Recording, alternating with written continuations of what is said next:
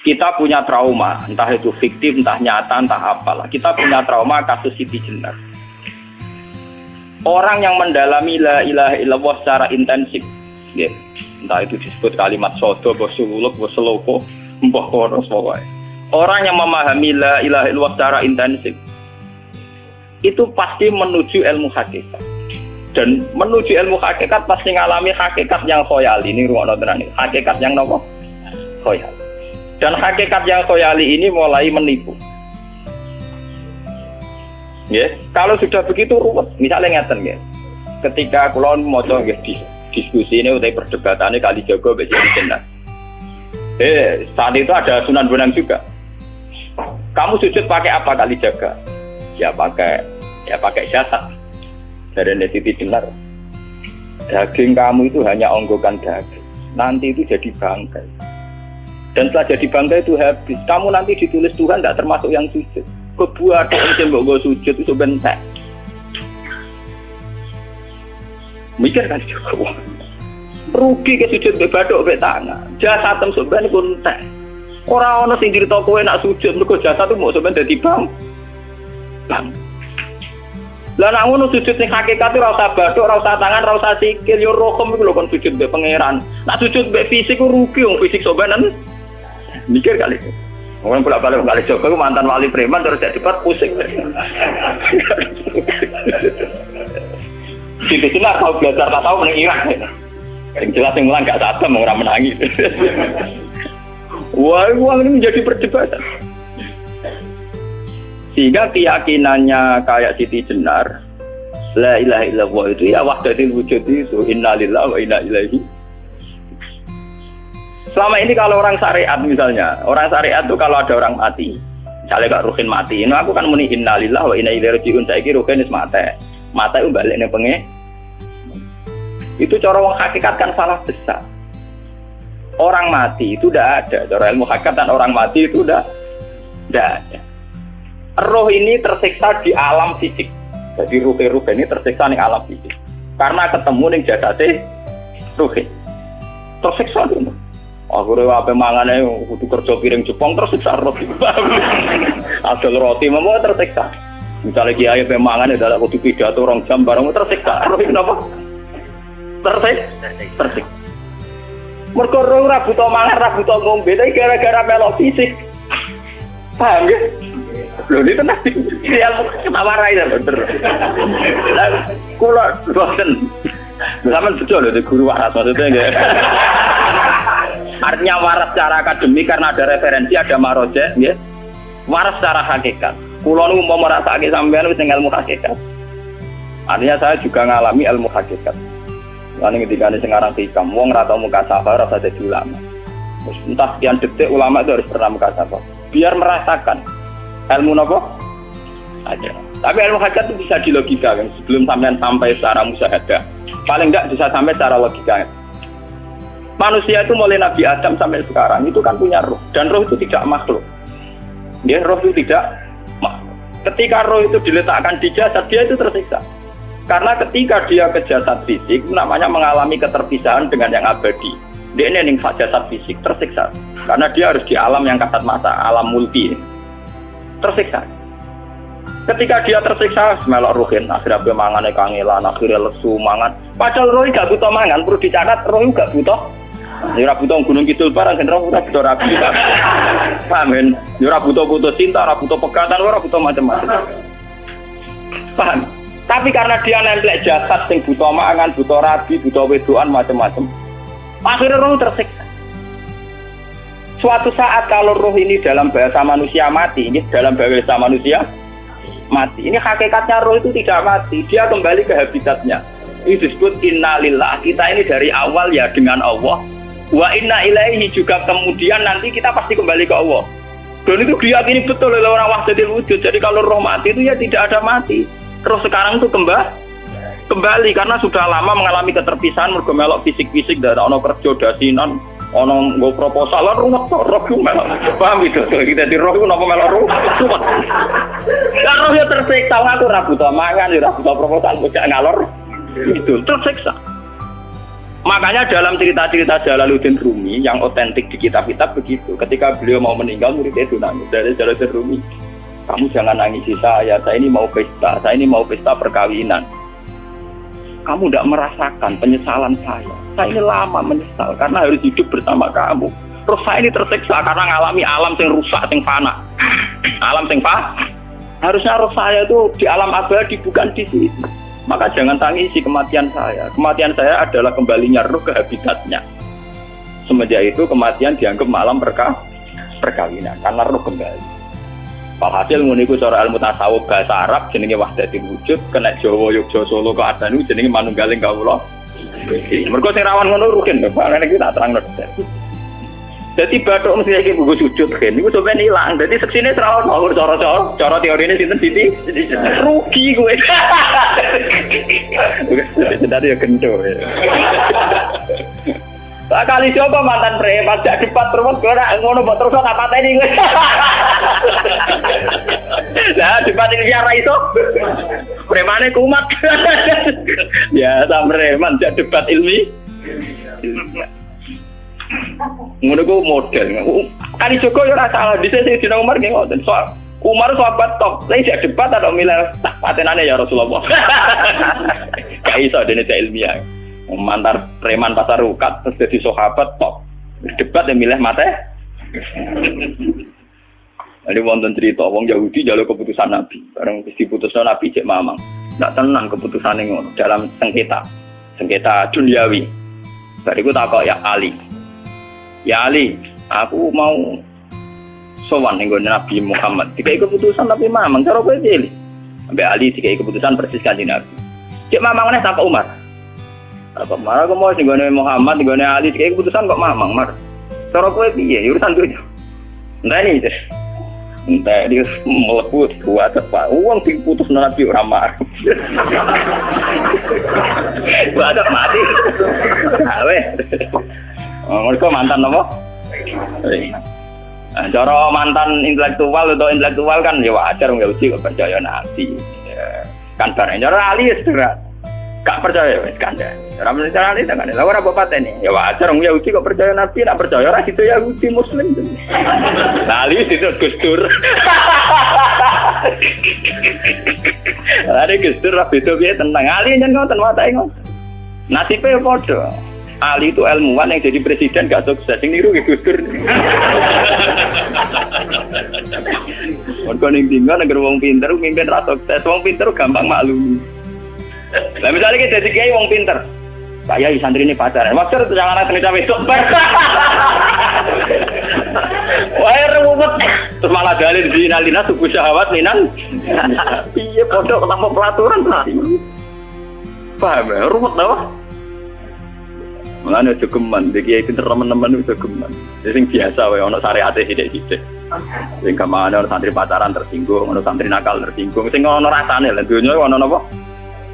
Jadi nak mau guru kulo urusan ilmu semi hakikat, malah mon kayak itu. Sehingga kayak Siti Jenar, cara pandang Siti Jenar tuh masuk betul nih gue pemikiran para santrinya.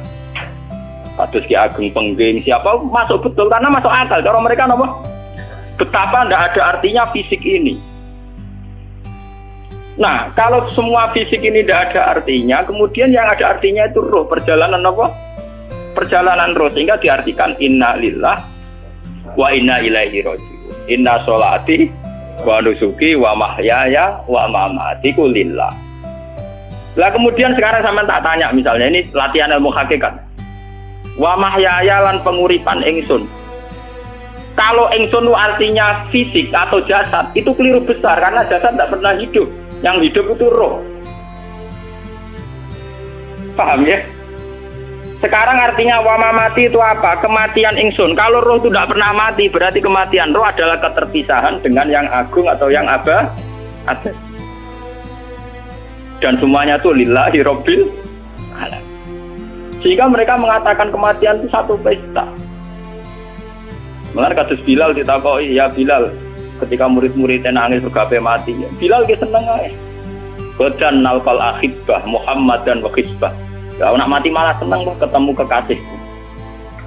Sebab itu kematian tidak pernah jadi problem bagi mereka sing soleh, sing menembus ilmu hakikat. Paham?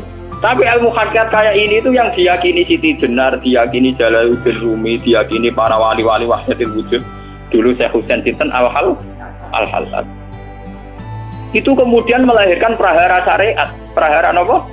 Syariat. Sebab itu Wali Songo, oke Siti Jenar benar dalam filosofinya, tapi harus dibunuh karena menjadi prahara syariat. Sama dengan yang dikatakan Nabi itu benar, tapi menjadi prahara syariat. Akhirnya disomasi oleh Umar radhiyallahu anhu. Jadi sebetulnya sama, pola-pola ceritanya sama. Intinya sebuah ilmu hakikat harus dikawal nopo syariat. Nggih kula bolak-balik, contoh paling gampang wit pisang. Wong nak mangan gedang kulitnya tetap dibuat.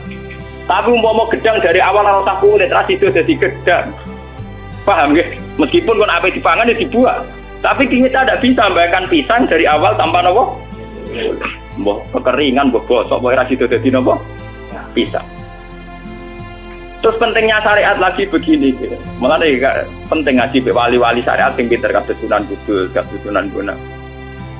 Andai kan tidak ada syariat itu dunia pun mesti rusak. Contoh paling gampang masalah pornografi, porno aksi. Jadi jelas diomongi ngono ibu ngakak-ngakak deh. Dari pangeran wis pirsa, kowe nek klambi pangeran ora tentora ya ora usah klambenan. Wong ora ono gunane. Kalau yang paling penting ku nazarullah, kenapa kowe klambenan barang? Wong kowe klambenan ora pangeran tetep pirsa. Nyatane di jenar nak mulang nggih coba klambenan lah intine napa? Dinya ada nabi Sunan Bonang. Nah, aku percaya kabeh nazarullah ora usah napa? Klambenan. Tetapi teori rasa kelambenan itu dinggo tenan, mulane nek pas wiridan aliran sesat ciri utama.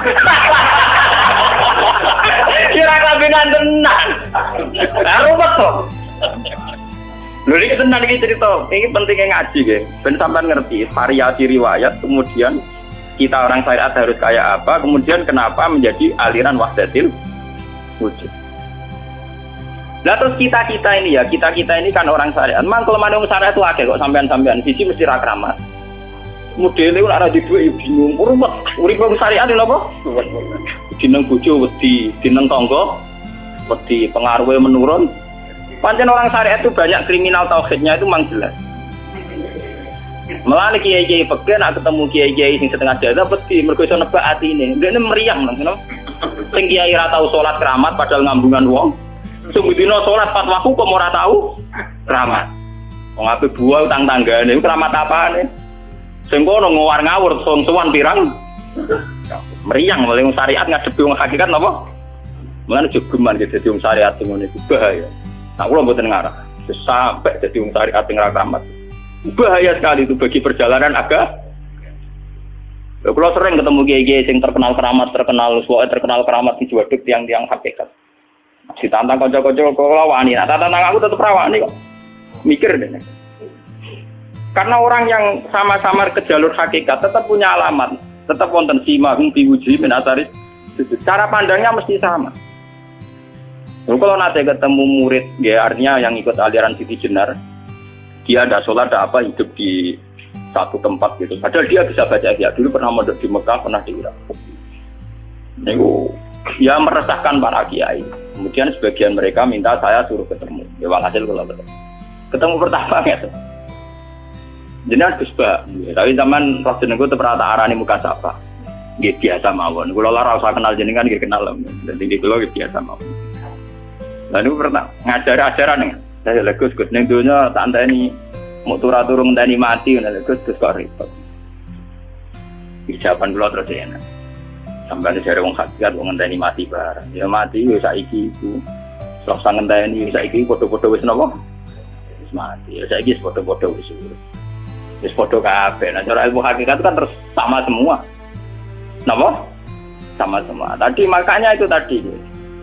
Kula baleni malih iki. Logika hakikat itu begitu ya. Roh itu ditiupkan oleh Tuhan ke kita. Kemudian roh karena ikut alam fisik, alam jasad, roh ngalami yang kita alami.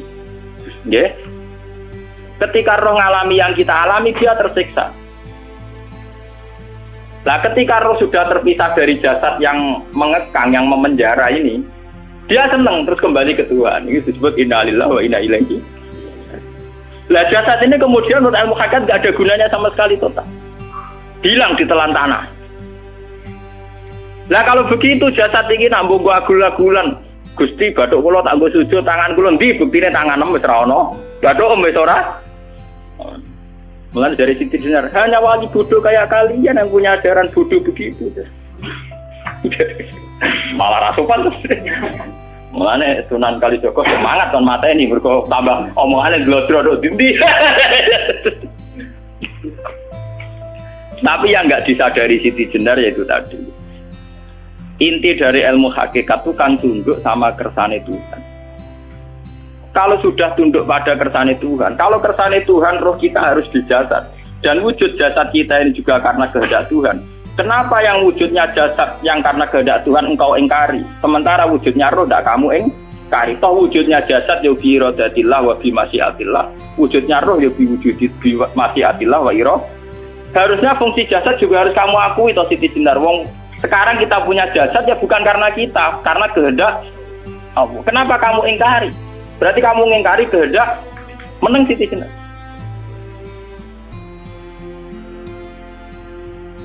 Makanya hakikat yang pertama saya itu pasti khayal. Lah Siti Jenar itu hakikatnya baru yang sampai khayal itu. Jika dia tersesat. Sebetulnya kalau sudah hakikat beneran itu tidak perlu khayal begitu. Artinya tidak perlu khayal jasad kita yang senajan ora ana gunane ini. Tetap ya wae wujudnya karena kehendak Allah. Juga kita harus terima. Apapun kekurangannya, apapun kenaifannya, ironisnya harus kita terima. Ini sebagai bentuk penerimaan kita pada masyiatin. Begitu juga keadaan roh kita sebagai penerimaan atas masyiatin. Meskipun ada teori-teori roh yang lebih valid. Lebih valid misalnya begini. Kanjeng Nabi itu suatu saat ininya terputus karena perang Uhud. Itu Kanjeng Nabi dia dolanan dirijine ini. Napa cara niki napa jari jemari ini Nabi putus. Iki dolanan. Jadi Nabi sendiri kadang sering ngajarkan ilmu hakikat. Hal lagi illa usbun udmiyat wa fi sabilillahi ma lafi.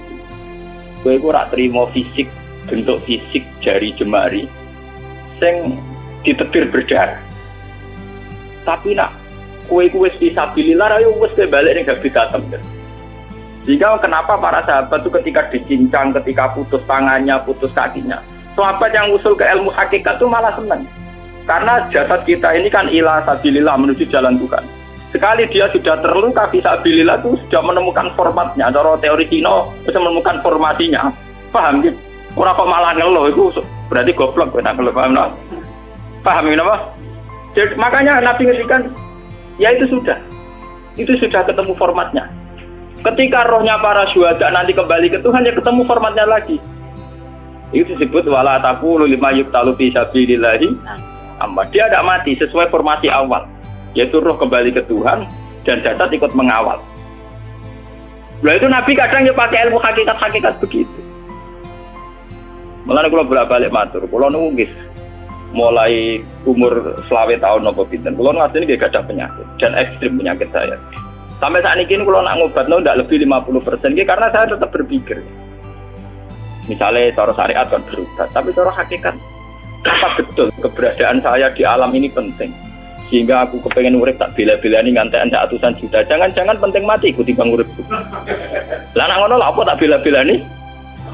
Ngantek atusan juta. Jadi misalnya kita berobat ya mau ya dari nabi kan berobat ya berobat. Pokoknya kita Islam masih mau geruduk kadang orang paham. Sekali kamu mengamati dengan sisi hakikat. Coba sekarang sampean pikir, coba sekarang nggak pakai logika hakikat, pakai logika syariat saja. Saya ini misalnya asetnya 10 juta misalnya, ya, saya punya aset 10. Tapi misalnya aku rugi nawan atau dipengaruhi di masa depan sama nih, kalau pulau kan soalnya cara teori di masa. Misalnya pulau ruhin, artinya kere di duit 10 juta aset. Tujuan saya sembuh kan supaya aku iso sembuh sehat, engkau iso kerja untuk anak. Tapi karena saya sakit nanti operasi tidak 10 juta. Operasi tidak 10 juta. Wong aku repair mesti iso marisi anak. Apa mana nak duit 10 juta tak ada gue berobat malah jelas ra iso marisi. Lah nak ngono penting matiku ya dibanding 10 juta. Karwan iso diwaris langsung. Sementara anak aku mari dibiayai 10 juta, orang mesti mari 10 juta mesti entek. Artinya tidak ada jaminan kalau berobat itu secara visi ke depan lebih baik. Soalnya malah ngentekno donya, nggak jelas akibat positifnya. Misalnya tetap lumpuh, duit teori loh, bahwa artinya apa? Teori hakikat tetap lebih benar bahwa hidup itu tidak ada artinya, semua itu tidak ada artinya. Berobat apa nggak berobat semuanya tidak ada arti. Teori loh gini. Sehingga kalau kita tengah-tengah aja tengah-tengah, kasus kula misalnya loro nggih berobat. Gusti separuh kula nglakoni syariat, tapi sebagai kula ulama fikih iki separuh kula lakoni napa? Jadi kula tetep mboten ngarah obat 100%. Tapi orang ngarah berobat wong kula tiyang napa? Syariat. Tapi memang faktanya itu begitu. Cara Kanjeng Nabi kadang Kanjeng Nabi berobat. Kadang Kanjeng Nabi wis nikine tercincang digeguyon nak. Wahal lagi illa usbuun udwiyat ora putri sing gak melok-melok. Nah, bukti bahwa jasad itu begitu tidak penting. Kayak Sayyid Hamzah. Menurut Sayyid Hamzah nganggep wahyu bentone ra karuan. Kalau teori Siti Jenar itu benar, teori Jalaluddin Rumi benar teorinya lho, ora kok ra salate lho, maksudnya kok nganut ra salate. Benar cara analisis roh. Ketika Sayyid Hamzah dinyatakan mati oleh manusia, oleh hukum manusia dinyatakan mati karena dia sudah tidak bergerak. Dalam teori hakikat kan rohnya Sayyid Hamzah sudah fi khawasili tuyurin khudrin. Rohnya sudah diambil Tuhan, tidak mati. Paham ya? Ketika rohnya Sayyid Hamzah sudah diambil, jasad ini sudah tidak punya rasa. Sekarang secara syariat kasat mata kita tahu, wong jasad nak diinfus, di sayat-sayat dioperasi ora kroso. Apa meneh saiki ruhe wis bisa. Lah ya jasad itu cek gampange, dioperasi dibius saja terus tidak kerasa. Apalagi rohnya sudah diambil. Lah saiki bayangkan, ketika Sayyid Hamzah itu sudah di atas, niku kira-kira delok wahsi ra wong bentuk. Lho wong kok baca igabus. Ketika jasad benar-benar tidak penting, kemudian jasadnya Sayyid Hamzah kan dicincang oleh wahsi. Ketika rohnya sudah diambil kan Hamzah tidak merasakan. Berarti Sayyid Hamzah guyu-guyu wahsi. Wahsi cek bentuk nih gabus dicincang. Paham ya? Lho niki tenan. Artinya ketika pandangan manusia iba kepada Sayyid Hamzah karena dicincang, dimutilasi oleh wahsi. Wahsi tidak ngalami Pak Sinten, Sayyid Hamzah tidak ngalami apa-apa karena rohnya sudah bersama Tuhan. Dan iso wae Sayyid Hamzah malah guyu-guyu wahsi. Cek gobloke. Gabus kok dicincang. Lah nak ngono rak mirip, makanya dalam hal ini itu dalam teori roh itu sebetulnya Siti Jenar tidak sesat dalam teori roh. Tapi jangan katakan itu penemuannya Siti Jenar. Siti Jenar itu terlambat. Sebelum itu ada Husain Al-Khallas, sebelum itu ada Jalaluddin Rumi, sebelum itu juga ada sahabat, ada nabi. Cuma cara aplikasinya Siti Jenar melenceng. Jadi jangan katakan kok tak kampus-kampus. Itu pendapat Siti Jenar itu malah goblok meneng. Siti Jenar itu sanut, paham nggih maksud apa? Wis sanut. Nah, teori yang sama terjadi pada Yesus Kristus. Ketika Yesus misalnya secara lahir dicincang, dimutilasi, diapakan oleh orang Yahudi, sebetulnya rohnya dia sudah bersama Tuhan, kembali ke Tuhan Bapa. Nah cara Kristen, nah cara Islam ya balik ning pangeran. Andaikan itu iya, itu ya ada masalah karena hakikatnya dia tidak dicincang, tidak dibunuh. Andaikan iya lah, tentu menurut Islam yang dibunuh Yudas atau siapa itu yang masuk dia lah. Tapi sama sebetulnya teorinya sama. Kalaupun iya tidak ada masalah. Oke, kalau misalnya Nabi Isa karena ada kontroversi menyangkut dia atau Yudas. Sekarang yang Zakaria dan ya Zakaria itu dicincang betul oleh orang Yahudi, matinya dimutilasi. Tapi dia tidak apa-apa.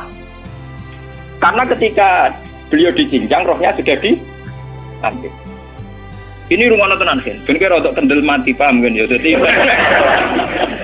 maksudnya ini kalau ajari, nah mati itu tidak problem. Ini kalau urip mati loh. Nah ini bersamaan paham ya. Kaitan la ilaha illallah ini nanti semuanya sama kaitan sama apa? La ilaha illallah. Ini nanti ujungnya sama dengan la ilaha illallah. Begitu juga seterusnya. Misalnya Yahya kalian sinten? Zakaria. Ketika Tuhan ditanya, jadi tenggene alam malakut pengiran ditakok, ya Allah, Yahya dan Zakaria itu kan hamba pilihan engkau. Ketika dicincang kok jenengan biarkan. Endi Yahya Zakaria dicincang? Aku itu ra goblok dari pengiran. Sedurunge dekne dicincang jasate ruhe tak sibuk. Dadi dekne ora krasa blas. Begitu juga ning tafsir-tafsir sampean lihat wa Maryama Sayyidah Maryam yang istrinya Fir'aun. Itu kan dia iman sama Nabi Musa. Asiyah imro'ati napa? Fir'aun. Asiyah imro'ati Fir'aun, ya. Itu kan dihukum oleh Fir'aun. Ketika mau ditumpahi napa? Batu besar. Iku Allah ketika di pangeran, ya malaikal mauti, cepat ambil rohnya sebelum dihunjami batu besar. Terus rohnya diambil. Sebab itu dalam hukum Tuhan, Tuhan itu tidak merasa bahwa Tuhan membiarkan Asiyah, membiarkan Hamzah, membiarkan Yahya, membiarkan Zakaria. Dalam hukum Tuhan, semua orang ini roh-roh terhormat. Akhirnya nak nganggo teori iki sing nyincang malah goblok, wong gabus goblok sin. Ya ngono lho. Nak nganggo teori iki malah berbalik, sing goblok sing nyincang. Paham? Yo ora kok sesuai sampean kiaskan saja. Wong dibius wae disayat-sayat gak kroso. Kaya apa nak ruhe bener-bener wis tercabut terpisah. Rasane ning ndi? Iku sing disebut wala taqulu lima yuqtalu fi sabilillah napa? Lah kemudian roh ini kemana? Roh itu sudah menyatu dengan kalimat tauhid. Mesti roh itu bersaksi la ilaha illallah. Itu sing disebut neng alam roh ketika Allah tanya alastu birabbikum mesti qalu bala. Mesti mereka jawabnya apa? Bala. Karena alam roh tentu lebih mudah bersaksi akan keberhadiran dan keeksistensi Tuhan Allah Subhanahu wa taala. Paham ya ini zaman penting. Nah, ketika kalimat tauhid sudah menyatu kayak begini, itu mesti kalimat tauhid sing mesti langsung untuk swarga. Itu dimaksud Nabi mustaiqinan biha qalbu mukhlishon biha qalbu. Ati itu qalbu kan nggak bisa kamu artikan jantung atau liver kayak teori modern sekarang. Misalnya qalbun itu apa? Jadi kiai qalbun itu jantung. Nah ngono beda mek liver. Lah nek liver apa kabidun niku akal-akalan aja padha ora paham. Bahasa kolbun, fikrun, aklun itu sesuatu yang misteri. Roh ini kemudian dengan kalimat tauhid sudah menyatu disebut mukhlishon biha qalbu. Ada tingkat kemurnian hubungan roh dengan kalimat tauhid.